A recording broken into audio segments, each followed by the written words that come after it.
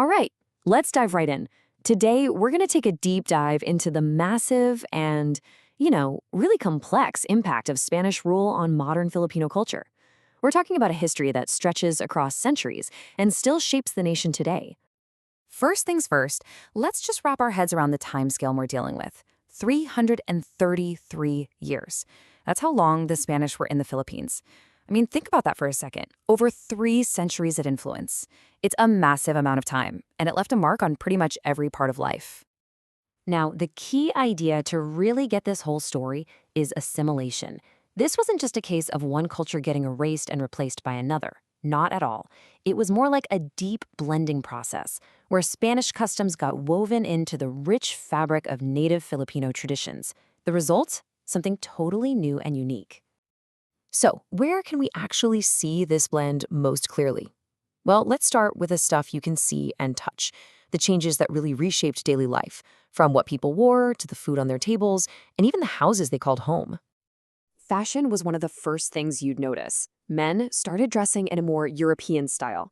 Think hats, trousers, jackets, the whole deal. And for women, this period gave us some truly iconic pieces, like the elegant turno, which is that classic skirt and blouse combo, and all those beautiful accessories, like the pañuelo shawl and the fancy pañeta hair combs. And of course, we've got to talk about the food. Dishes like menudo, pochero, and afritada. I mean, these are absolute staples of Filipino cooking now. You just can't imagine a family party without them. It's pretty amazing how these Spanish dishes have become so deeply Filipino over the years. And the influence didn't stop there. Things like leche flan, jamon, and longanisa became super popular, and so did new drinks like coffee and chocolate. But get this, it also changed how people ate.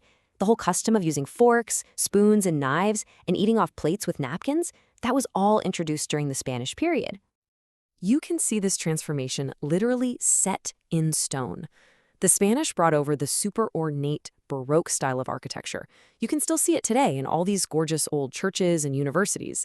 And in homes, the azotea, or balcony, became a really common feature, the perfect spot to cool off in that tropical heat. Okay, so we've covered the physical stuff, but the changes went way deeper than that.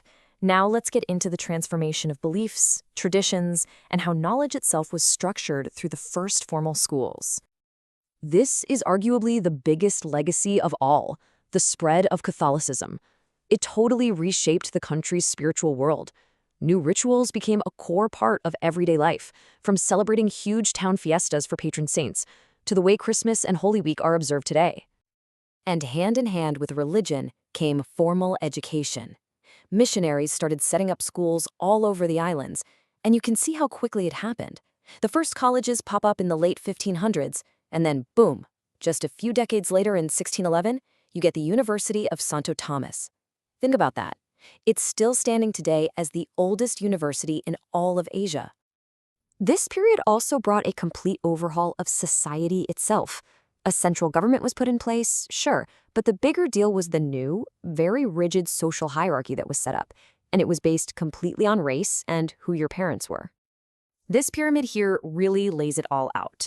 Right at the tippy top, you had the Spaniards.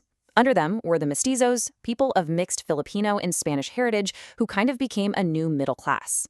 And then, at the very bottom, were the native Filipinos, who the Spanish just grouped together and called Indios. And to really get what this meant, you have to look at this change in status. Before the Spanish came, you had groups like the Tamawa, who were respected free men in their communities. But under Spanish rule, that status was just gone. They were lumped into this Indios category, which was a term that basically meant you had low social standing. It was a huge shift in identity and power. The role of women also went through a really interesting and, complex shift. In pre-colonial society, women held a lot of respect and high status. But during the Spanish period, their role began to focus much more on the home. They were sent to special schools, but the lessons were all about cooking, sewing, and music, preparing them to be good wives and mothers.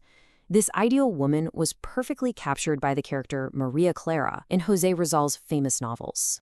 So let's bring it all together and look at the final, lasting imprint.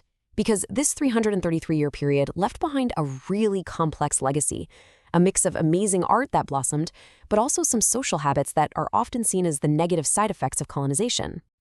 On the one hand, you have this incredible explosion of art and culture. New dances like the cariñosa became super popular. Filipino painters like Juan Luna and writers like Jose Rizal started getting recognized around the world, creating masterpieces that are now at the very heart of the nation's identity. And you can literally hear the Spanish influence every single day in the language. Thousands of Spanish words just became part of the local dialects. Words like mesa for table, silla for chair, and cuchillo for knife. It's just baked right into the way people talk.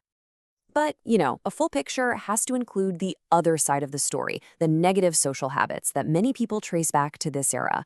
Ideas like the mañana habit, putting things off until tomorrow, and ningas kugan, which is that tendency to start a project with a lot of excitement but then not finish it. These, along with things like lies and gambling, are often seen as part of this period's legacy too.